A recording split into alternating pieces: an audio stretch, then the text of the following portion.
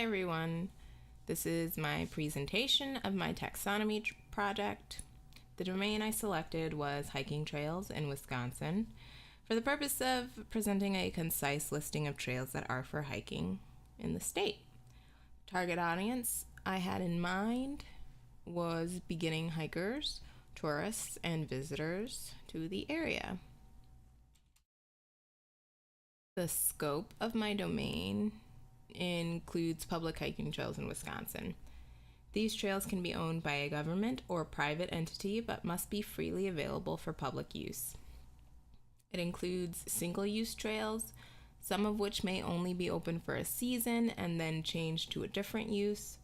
So for example, in the wintertime, many of our hiking trails are switched over to being cross-country skiing trails.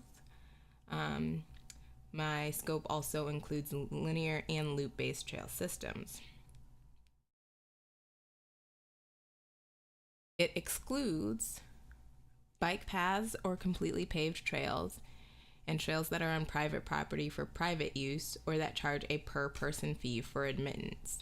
It does not exclude trails that charge a per-vehicle admittance fee, as many state and county-owned hiking trails do charge a per-vehicle admittance fee.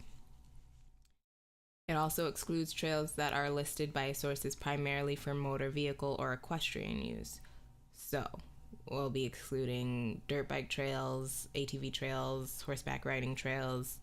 Even though theoretically a person could hike them, they're not included in my scope. The identifying characteristics of hiking trails in Wisconsin are a path through a natural environment.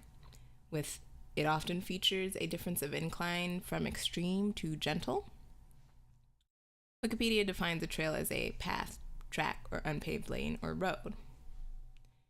A trail will often include a variety of sites and amenities and can be connected to or near campgrounds. The distinguishing feature between hiking trail and other variety of trails is that hiking trails are not fully paved and are used primarily for the purpose of hiking.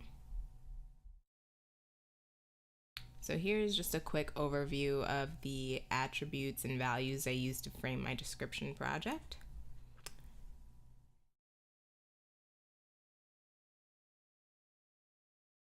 So for property selection, I decided to focus on the environment that the trail is in. There is a lot of variety within the different environments that a trail can be in, so I decided that that would be a good place to start. So here are the categories I've outlined for the environment. And you can see the top levels here, and their corresponding levels in the similar colors. Hiking trails can go through a mixed environment in some parts of the world. So for example, there are often large stretches of meadows and forests that might fall more into the definition of grassland than forest. But I believe the environment of a trail should be defined by the dominating type of environment, even if that dominating type is, say, 51% forest and 49% grassland. We'll just go by whatever's the most as far as categorizing that. And if an environment seems to fall, kind of between or outside the existing characteristics, I think most trails should be able to fit within the top level definitions here. And if not, I think they will be, but if not, then, you can say, grassland / forest, forest / desert, those sort of things, near shore / desert. Although a nearshore desert would probably fall into the coastal category. So, that is what I believe in that circumstance. So here's just a general overview of my hierarchy without the definitions. One area that I did find really interesting and as I learned more about it, was that grasslands go by a lot of names, but they're all quite similar. So in the US, they're often called prairies. In South America, they're called pampas. Central Eurasia, refers to grasslands as steppes, and then in Africa, grasslands are savannas.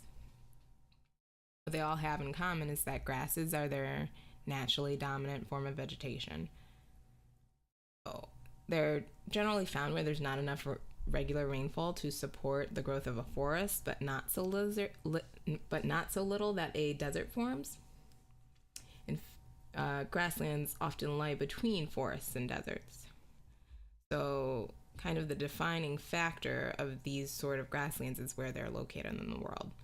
So a savanna is a hot place where there's very little rain, and so that makes it different ecologically than a prairie where there's going to be snow and there's going to be more rain in general. So thank you for watching. If you have any questions or comments, please let me know. I'd love to have a look at them and respond. Have a nice day.